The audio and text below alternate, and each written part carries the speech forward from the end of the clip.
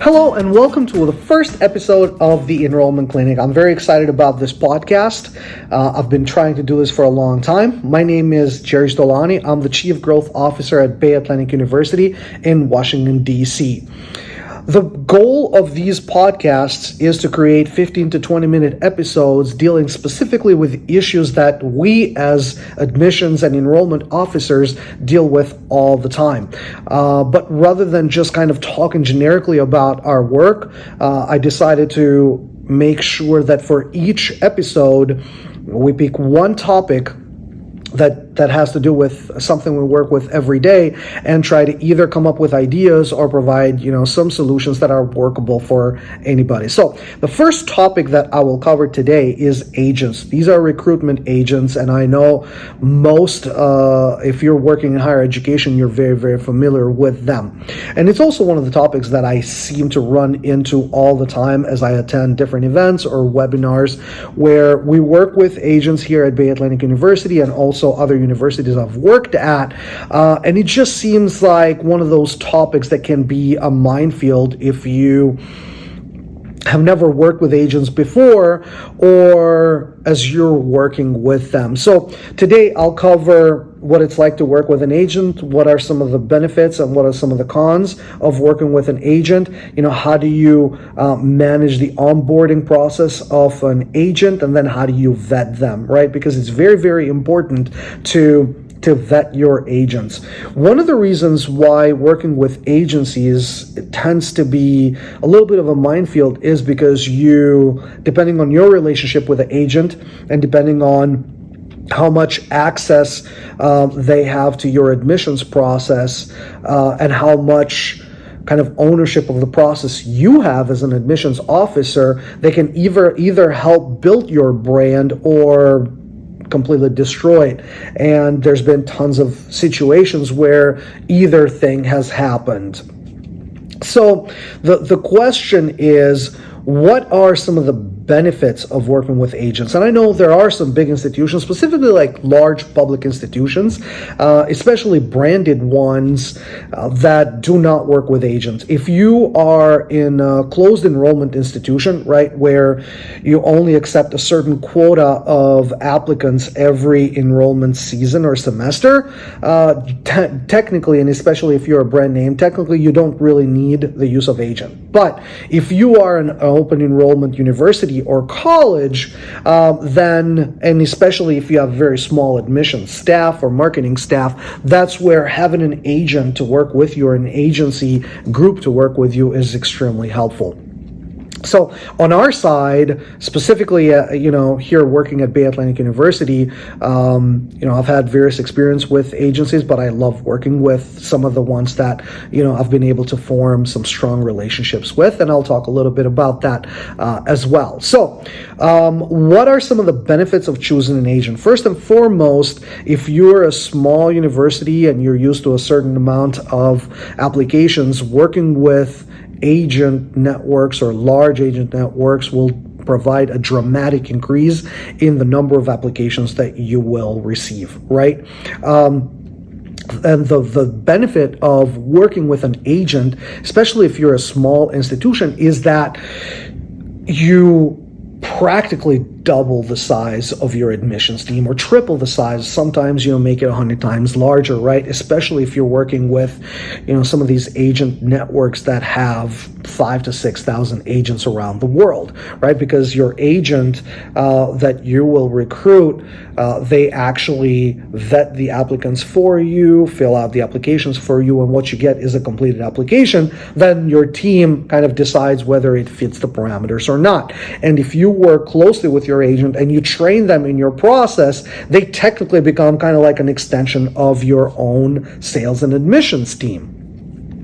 Especially, it's great to employ an agent when it comes to a specific country or market where you're trying to get into, and especially if you don't have funds to go there by yourself and set up the events by yourself, that's where the agents come in. Ultimately, the value of agencies comes in the way you set up the contract with them, right?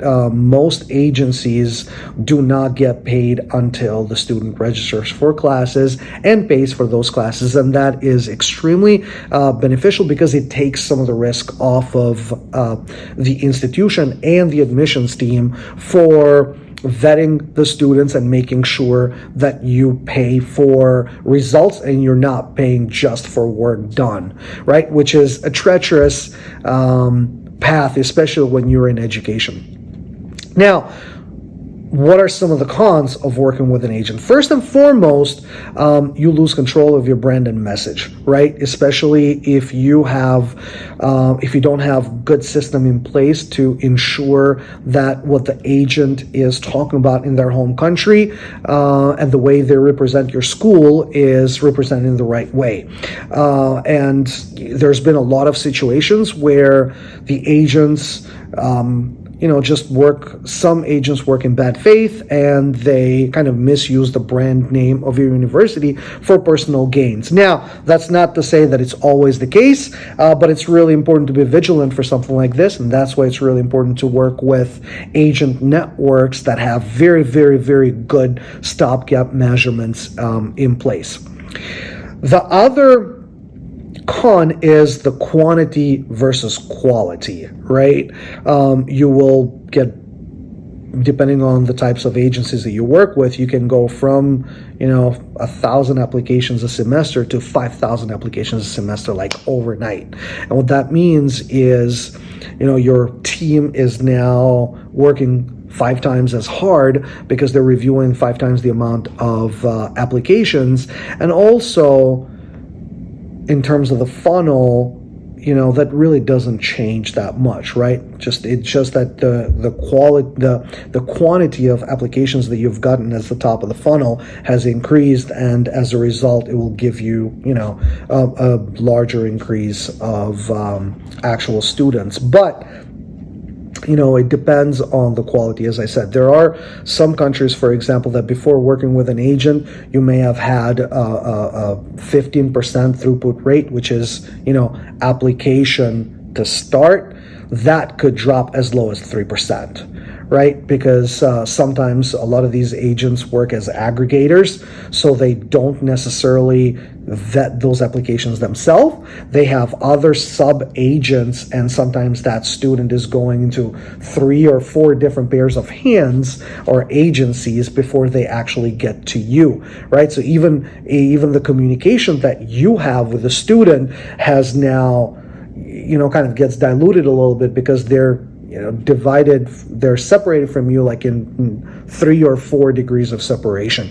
So that's why it's really important to work with agents that have been doing this for a long time. It's really important to work with agents that, have very good training processes in place and very good onboarding processes in place, and also have a very good relationship with your team or you directly if you are the one in charge of working with agents.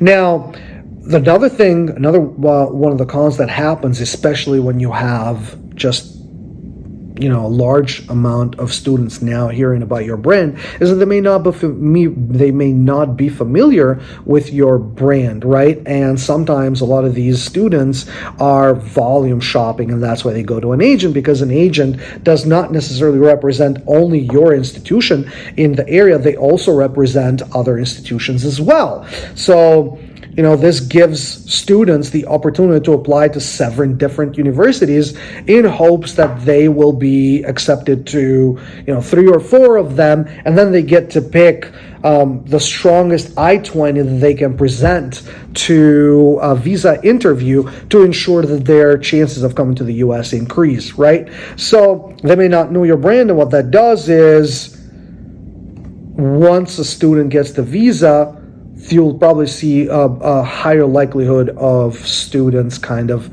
switching to a different institution that may be cheaper than yours because that was their intended institution in the first place. However, that institution may not have had as strong of a brand as yours. But this is, and I know this is a concern for everybody, this is kind of like a wash in my opinion, because you still are getting so many more students that even though you have a few transfer out, the number of students that are actually going to come and stay with you just completely, outplays the number of students that will transfer out.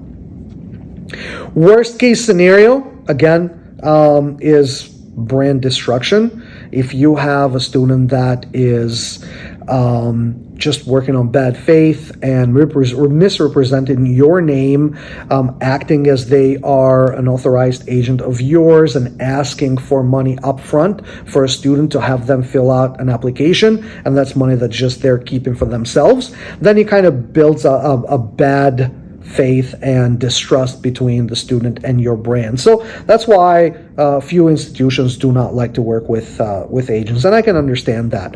On our side, we understand all of these issues, so we make sure that we work with agents very closely. So the next part of this is, how do you manage the application process, right? How should your team manage the applications office or the applications process? First and foremost, it's really important to vet the agents. The number one thing that you can do is work with your trade office. So there are U.S. government trade offices practically in most countries around the world, and their job is to ensure that they open up business lines of communication between businesses in that country and American businesses. Most trade offices will have lists of agents, enrollment agents, admissions agents in that specific country. So once you reach out to them, they will be able to provide you with that list. However, it's not always updated, so you have to do some legwork and you have to start calling each one of those agents to ensure, one, that they are still active, and two, that they are active. If they're active in the field you are interested in. Because there are some agents, for example, that are only focused on, film or music or something like that, and maybe something that your institution does not offer. So you have to do a little bit of legwork. However, you will be working with agents that have been vetted by a trade office. At Bay Atlantic University, we have a very thorough onboarding process. In terms of our processes, once we hear of an agent or once we get reached out to by an agent, we ask them to fill out a questionnaire, we ask them to send us references, and then we meet with them kind of in person or virtually. We also have a complete training that is just agent related, and then we also have weekly meetings with the admissions team and their specific team that works with our school. And then at the leadership level, we also have, I would say, monthly meetings with the leadership of that agent or that agency or that agent trade network. We also recommend that you work with, I also recommend that you work with what I call aggregators, or any of these big, worldwide agent networks or I shouldn't call them platforms, because they're actually networks that have representatives in every country, and the representative works with agents in those countries, and sometimes their networks can be 5, 6, 7,000 agents around the world. Especially if they've been around for a long time, they have a very good vetting process in place, and they also understand where each application is coming from. So for example, a couple of semesters ago, we had an issue with a specific country where students were transferring out. We reached out to the agent network and said, hey, here's a list of students that came from this specific country. Here is the percentage of them that actually had zero intention of coming here. And that agency network can actually go back, find who the source of those applications is, and either cut them off the network or, reprimand them in some way or another so they can improve their onboarding process. Ultimately, when it comes to agents, just fire quick. If there's an agent who is, kind of wasting your organization's time or your admissions team time by sending applications that are incomplete, documents that very well could be falsified or just not correct. And, you reprimand them the first time, the second time, you just don't work with them anymore, and that's it. You don't even go back to it, because at the end of the day, you want to ensure that agents and agency networks are providing value to you. And if they're not providing value, they're just loading your team with work, and not giving you the output at the end, then there's no point in wasting your time working with that specific agent. So, like I said, in terms of what our typical onboarding process is, I would definitely, if you're working with agents, like I said, I would definitely look into working with aggregators. Definitely have a face-to-face conversation with an agent. Ask for them to give you information on how long they've been working. Make sure that they are a legitimate company. There are some vetting services that will help. One of them is Agent B Network, and you can find that on LinkedIn. Just type Agent B Network. They have a very big group discussions there. And what they do is they use social media, they use Google and all, and all these SEO and search tools to actually listen on agents that have been either caught by the police or just there's complaints about them. And what they'll do is, once you connect with, let's say, Agent B Network, they're listening for stuff like this, and they're listening for your school's name, if it pops up in these situations, and they'll alert you that there's, let's say, an agent in Bangladesh that's using your brand name in bad faith, so that has been caught, kind of cheating people out of their money, and they'll alert you saying, hey, this agent has been using her name, or this agent works with you, but here is some bad press that they've been receiving in their home country. And that also helps kind of, have an ear out there, and keeping an eye on what some of these agents are doing, in their home countries. Ultimately, it's really important that your admissions team works very closely with the agent's admissions team, or the agent themselves. It's really important that they understand what your process is, your application process is, so that they're also sharing correct information with your prospective students.